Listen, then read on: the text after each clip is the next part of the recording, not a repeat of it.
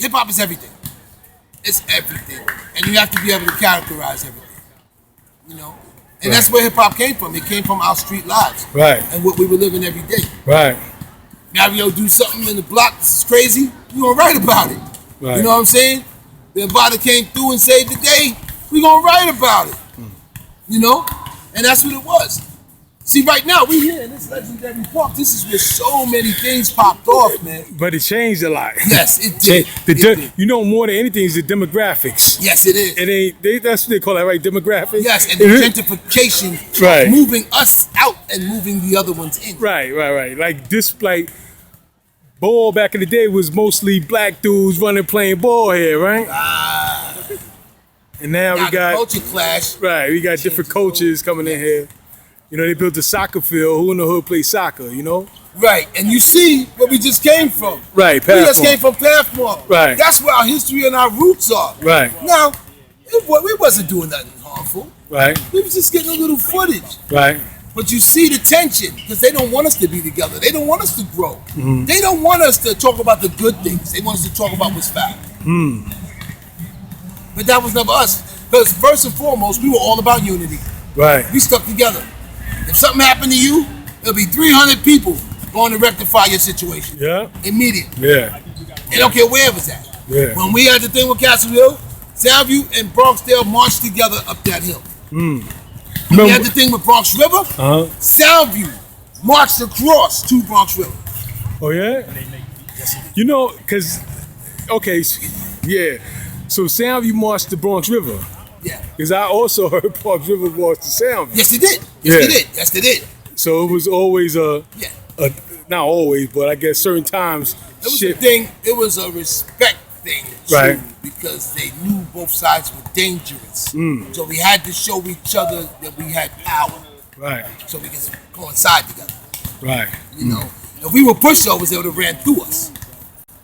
They'd have took over our hoods. They would have did everything. So tell me more. Can you tell me more about that? Tell me more about that. When Soundview marched to. I was a kid, right. And I'm gonna tell you this funny, and Bam gonna laugh at this one. Right. It was a beef between, rest in peace, my man Monk, Little Monk, and my man Dow Langhorne. Okay. I don't know if Dow's still alive. Something happened. We all got together from Soundview and we marched over the Bronx River to rectify the situation. This is the first time I seen Bambaataa. It was so strange to me. It was two big diesel dudes pushing Bam in a shopping cart. Wow. Yeah, and he had a let me get it right. I think it was the soda thing or the King Vitamin. Remember the cereal had the crown on the back of the box? Not really, but yeah. Yo, they had the cereal had the crown on the box. Okay. You cut the crown out, you can wear it. Okay. Bam had one of those crowns on, and he had two dudes pushing him around. In the shopping cart. In the shopping cart. So I'm looking like, what is that? What the hell is this? We get there. Now, Bam was really organized. Right. He had us hold hands with Bronx River. Soundview, Bronx River, Soundview, Bronx River. We made a circle. Yeah. Bam made them fight it out. So it wouldn't be no killing. Wow. So they fought it out. Bronx River kind of took the loss that day. Okay. And we all marched back. Wow. That's when I learned out who Bambaataa was. I was like, yo, who's that fat dude in the shopping cart and people pushing him around? Wow. And I started finding out. They started telling me. In the shopping cart. I mean, what he's like 14, 15 years old? Yo, this is like mid-70s, maybe? I'm trying to think if this is before Bam went to Africa or after he came back. It was early. Right. It was early. But I thought it was crazy. I was like, that who is the fuck crazy. is these two muscle-bound dudes pushing this dude around? Who the hell is he? But it was Bam. And, you know, it was crazy. Because when the knockout came, boom, we all raised hands. You know, because we won and we all marched back home. So then, you know how it is. We won that day, then they came back, then we came back, you know, and then they had to get to the point where we had to chill out. It even got to a point where Crazy Phil came through Soundview with a fucking army truck with a big cannon in the back. You know what I mean? It got really real. But we respected each other, and they respected us. That's why we was able to go to Bronx River and do what we do. Because remember, everything was separated at that time. Bronxdale didn't get down with Monroe.